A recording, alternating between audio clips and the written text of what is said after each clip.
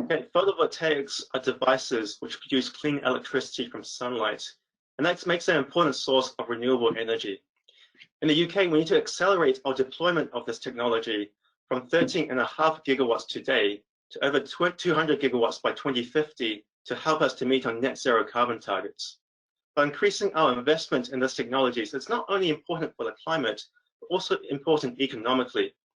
Worldwide, the solar cells market is worth over £100 billion, and that's predicted to steadily increase exponentially in the future. Now, we can use solar cells not just at the utility level, but we can also use them for energy harvesting windows, as well as indoors to power an increasing number of small wireless devices, which are part of the Internet of Things. And these emerging markets in building integrated PV and indoor PV also set to very quickly grow in the future. So it's very important that in the UK, we can increase our presence in these markets to reap the economic benefits as well. Fortunately for us, we have a very active academic and startup environment in the UK, but currently it's very challenging to commercialize new solar technologies. So focus of our roadmap is on with future of PV materials research, and it's not just how we can achieve carbon neutrality by 2050, but also how we can be more competitive in these solar markets. Can we have the next slide, please? So our roadmap involves a consultation from people from 14 academic institutions and national labs, as well as 10 UK-based companies.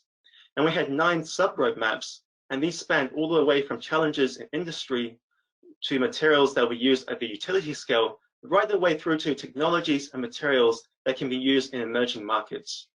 So can we have the next slide, please? So across the 9 sub-roadmaps, these were the 4 main research challenges.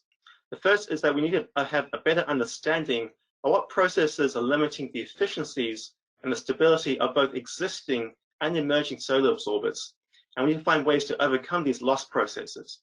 So this involves a combination of both fundamental and applied research, such as the development of new charge extraction layers. We also need to work on scaling up new technologies.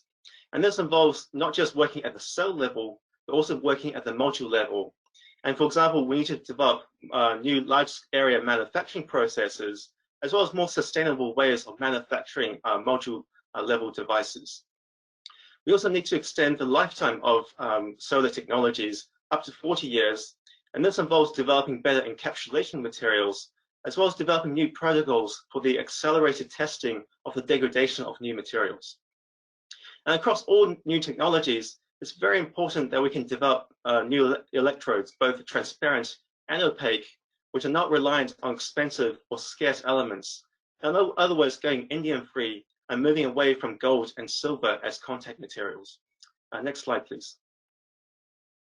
The opportunities, if we can do this, are first of all developing solar cells which can be manufactured using low capital intensity methods and which have extended stability.